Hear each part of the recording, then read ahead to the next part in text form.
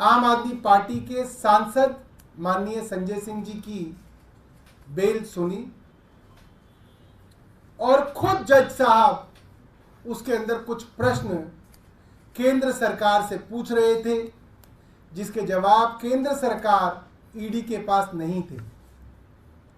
Court के प्रश्न थे, आप कह रहे हैं कि दिनेश अरोड़ा ने इस दौरान जेल में बंद होने के बाद, जेल में रहते हुए, सरकारी गवाह बनने के बाद उसके 10 बार बयान लिए गए। 10 बार। उन 10 बयानों में संजय सिंह जी के बारे में कोई बात नहीं कही गई। 10 बार के बयानों में। उसके बाद दिनेश अरोड़ा को दोबारा गिरफ्तार किया जाता है और उससे 11वां बयान लिया जाता है। 11वें बयान के अंदर वो एक बहुत ही गोलमोल सी बात कहता है कि मेरे एक आदमी ने संजय सिंह के एक आदमी को 1 करोड़ रुपए 2 बार दिए। सिर्फ ये बयान है। उसका जो आदमी है उसकी कोई गवाही नहीं, संजय सिंह जी का जो आदमी है उसकी कोई गवाही नहीं। 1 करोड़ रुपए कहाँ है किसी को कुछ पता नहीं, कहाँ पहुंचे कोई पता नहीं, रिकवरी हुई कोई नहीं हुई, अटैचमेंट हुई कोई नहीं हुई। सिर्फ एक आदमी का बयान, एक आदमी का बयान जो 10 बार बयान दे चुका है और संजय सिंह जी के बारे में कुछ नहीं कहता, उसके ऊपर दबाव डाल के 11वां बयान कर लो और आप राज्यसभा का वो सांसद उठा लो जो केंद्र सरकार से सवाल पूछता है एक आदमी के बयान पे। इसका जवाब केंद्र सरकार के पास नहीं था। सुप्रीम कोर्ट का दूसरा सवाल था, क्या कोई पैसा रिकवर हुआ है, क्या कोई पैसा अटैच किया गया है। जब कोई पैसा रिकवर ही नहीं हुआ, अटैच ही नहीं हुआ, तो पीएमएलए कैसे लगा है।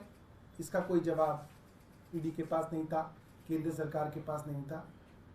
अंततः सुप्रीम कोर्ट ने यह कहा कि यह कैसे मान लिया जाए कि एक गवाह ने 11 बयान दिए, उसमें से 10 आप कूड़े के कचरे के डब्बे में डाल दोगे और एक बयान आप जो उन्होंने संजय सिंह के खिलाफ दिया उसको आप दे दोगे कोर्ट में।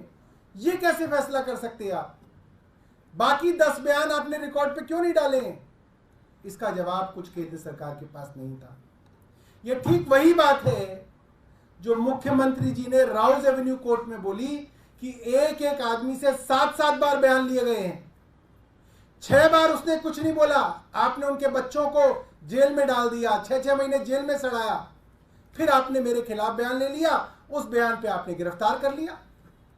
ठीक वैसी ही बात आज सुप्रीम कोर्ट ने पूछी, जिसके बारे में कोई जवाब केंद्र सरकार के पास नहीं था। और सुप्रीम कोर्ट ने लंच आते आते ईडी को यह कहा, अगर आप कोई इंस्ट्रक्शन लाते हैं तो लेके आइए, वरना हम इनको रिहा करेंगे और रिहाई में जो हम जजमेंट लिखेंगे वो आपके पूरे केस को तहस नहस कर देगा, उसके रिपरकशंस होंगे।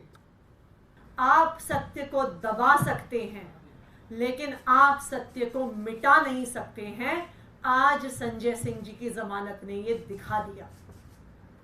हमने देखा कि किस तरह से पिछले 2 साल से एक एक करके आम आदमी पार्टी के नेताओं को झूठे केसों में गिरफ्तार किया जा रहा था, फंसाया जा रहा था। पहले सत्येंद्र जैन जी को जेल में डाला, फिर मनीष सिसोदिया जी को जेल में डाला, फिर संजय सिंह जी को जेल में डाला, फिर अरविंद केजरीवाल जी को गिरफ्तार करके जेल में डाला। लेकिन आज संजय सिंह जी की जमानत ये बताती है कि आखिरकार जीत सत्य की ही होती है। आज संजय सिंह जी की कोर्ट प्रोसीडिंग्स में 2 महत्वपूर्ण बातें इस केस की पूरे देश के सामने आई हैं। सबसे पहला, जो सुप्रीम कोर्ट ने सवाल पूछा जिसका ईडी के पास कोई जवाब नहीं था कि मनी ट्रेल कहां है। आज इस इन्वेस्टिगेशन को होते हुए 2 साल हो गए। ईडी ने, सीबीआई ने 500 से ज्यादा अफसर लगाए इस केस की इन्वेस्टिगेशन में, लेकिन 2 साल में भी आम आदमी पार्टी के किसी नेता के पास 1 रुपया भी प्रोसीड्स ऑफ क्राइम का नहीं मिला। तो आज जब कोर्ट में पूछा गया कि पैसा कहां है, मनी ट्रेल कहां है, प्रोसीड्स ऑफ क्राइम कहां है, तो ईडी का कोई जवाब नहीं था इस सवाल को लेकर। दूसरी महत्वपूर्ण चीज, जो ईडी का सारा केस है जिसके तहत संजय सिंह जी को गिरफ्तार किया, मनीष सिसोदिया जी को गिरफ्तार किया, दिल्ली के मुख्यमंत्री अरविंद केजरीवाल जी को गिरफ्तार किया, सिर्फ और सिर्फ अप्रूवर्स के बयान के आधार पर है। ऐसे अप्रूवर्स जिन्होंने 1 बार, 2 बार, 3 बार, 4 बार पहले बयान दिए जिसमें आम आदमी पार्टी के किसी नेता के खिलाफ कोई एलिगेशन नहीं था, लेकिन उन पे दबाव बनाया गया, उनको धमकाया गया, उनको जेल में डाला गया जब तक उन्होंने आम आदमी पार्टी के नेताओं के खिलाफ गवाही नहीं दी। और जैसे ही वो आम आदमी पार्टी के नेताओं के खिलाफ गवाही देते हैं, गवाहियां बंद हो जाती हैं, स्टेटमेंट्स बंद हो जाते हैं, इन अप्रूवर्स को बेल मिल जाती है, जेल से बाहर आ जाते हैं।